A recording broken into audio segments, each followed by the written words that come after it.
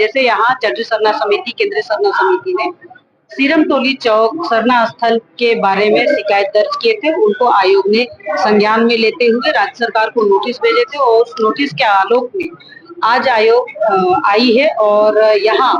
एक दिन का पूरा कार्यक्रम रखी, क्योंकि सुबह में जनजाति समुदाय और अलग अलग सरना धर्मावलंबी के अगुवा के साथ में मीटिंग रखे।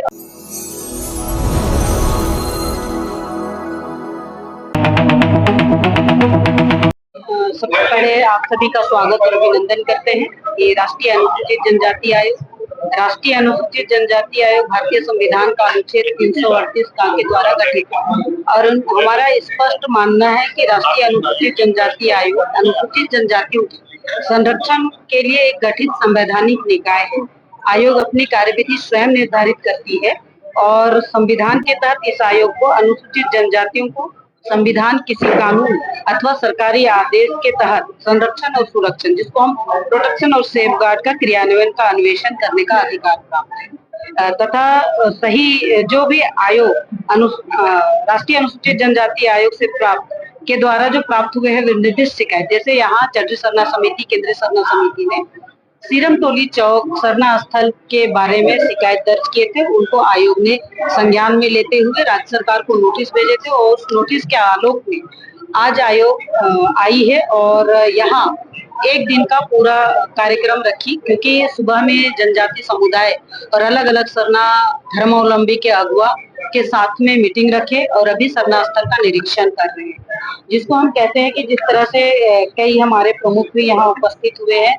जो सरना अगुआ स्थल है, जैसे जगलाल पाहन जी है, गीता शिवराव जी है, गंगोत्री कुजूर जी है, बबलू जी है, फुलचंद जी है, आरती कुजूर है, कुंद्रेशी मुंडा है, ऐसे निरंजना है, टुप्पो है, नकुल तिर्की है, विद्यासागर क्रिकेटा है, सनी टुप्पो है, सूरज जी है, प्रदीप जी है, ऐसे करके तमाम संगठन के लोग आए हैं। मैं इतना कहना चाहती हूँ कि जब भी आयोग के पास में संज्ञान में आता है तो विशेषकर वो पूरा डिटेल्स जानकारी भी मांगती है, जिसमें डिटेल्स प्रोजेक्ट रिपोर्ट जो सरकार ने किया है उसको भी डिमांड करेंगे। दूसरा, जिस तरह से प्रिंसिपल ऑफ नेचर जस्टिस आपने किया या नहीं किया, समन्वय बनाया या नहीं बनाया जनजाति समुदाय के साथ, ये भी सरकार एक बार पूछेगी। साथ में जो जितना भी काम वहाँ चल रहे हैं, फ्लाईओवर का रैंप उतरने की बात है और आदिवासी समाज का जो पूजा स्थल है उनका संरक्षण की बात है, तो आयोग के सामने जब संज्ञान में आती है तो जब तक वहाँ जस्टिस नहीं, जब तक उनका अन्वेषण होता है, जांच होती है, आयोग के सामने शिकायत रहती है,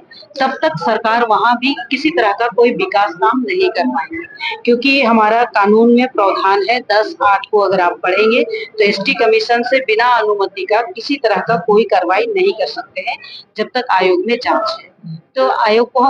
सरकार को हम रिक्वेस्ट भी करेंगे कि आयोग में ये विषय है, जब तक आयोग इसको पूरी तरह से निदान नहीं कर सकती है, नहीं की है और सरकार के साथ हमारी बैठक नहीं होगी है, तब तक अभी 3 दिन तक आयोग का बैठक नहीं होंगे। ये राज्य सरकार का लेटर भी आया है कि अपरिहार्य कारणों से हम बैठक नहीं कर पा रहे हैं, स्थगित किया जाता है, ये सरकार ने कही है। तो हमने सरकार की बात को ध्यान में रखते हुए आज जो सरकार के साथ बैठक थी उनको रोक दिया और हमारे अधिकारी भी रात में जो आने वाले थे एयरपोर्ट से वापस भी गए हैं। लेकिन अगली जो आयोग और सरकार की डिस्कशन होने के बाद ही आगे का कार्रवाई होगा, यह सरकार से आग्रह है। मैडम, आप तो फूल लगभग बंद कर तैयार है। नहीं, अब बन के तैयार, बीच का रास्ता क्या है? क्योंकि वो तो जब सरकार से बैठेंगे तब पता चलेगा, क्योंकि जब तक आयोग का डिस्कशन सरकार से नहीं होगी तब तक अभी और आगे काम नहीं करेंगे। मैडम, उद्घाटन तो वही तो मैंने कहा, जो हमारा कानून में प्रावधान है उसको तो सरकार को फॉलो करना पड़ेगा कि जब तक आयोग आई है, आयोग का अन्वेषण चल रहा है, आयोग के साथ सरकार का डिस्कशन नहीं होगा, तब तक अभी सरकार किसी तरह का कोई काम नहीं करेगी, यही आग्रह है। आपका क्या मंतव्य है? आयोग का मंतव्य है, आशा लकड़ा का मंतव्य नहीं होता है। जो भी मंतव्य है राष्ट्रीय अनुसूचित जनजाति आयोग का मंतव्य है, राष्ट्रीय अनुसूचित जनजाति के कानून में प्रावधान है, आयोग का जो सिस्टम है, आयोग का जो कानून है, उस कानून को फॉलो करेंगे। इसलिए कानून में जो प्रावधान है 10(8) का हवाला हमने इसीलिए दिया है कि जब तक इसका पालन नहीं करेंगे तब तक कोई काम नहीं करेंगे, यही सरकार चाहती है। मैडम, आपके लगातार आपके नोटिस दिए जाने के बावजूद सरकार तो काम करा रही है, वहाँ कई आंदोलन हुए, एक तरह से डिसऑबे कहेंगे कि नहीं, देखिए जब तक आयोग यहाँ आई है, आदिवासी समाज का संरक्षण और सुरक्षण की बात की, ये हमारा कानून में प्रावधान है। और जो आयोग का माइंडेड हमने पढ़ा है, ऐसे नहीं पढ़ा। आयोग को जो ताकत दिए हैं, आयोग में जो शक्तियां हैं, उस शक्तियों का उपयोग करते हुए सरकार को हमने रिक्वेस्ट किया है कि आप जब तक आदिवासी समाज के लिए हल नहीं कर लेंगे, सिर्फ एक शरणार्थी की बात नहीं है, ये तो एक उदाहरण दिखा, राजधानी के नजदीक में है, लाखों लोगों का प्रोसेशन चलता है, शोभा यात्रा चलती है, वो कहीं ना कहीं उनको दुख पहुंचाने का काम किया है, जिसका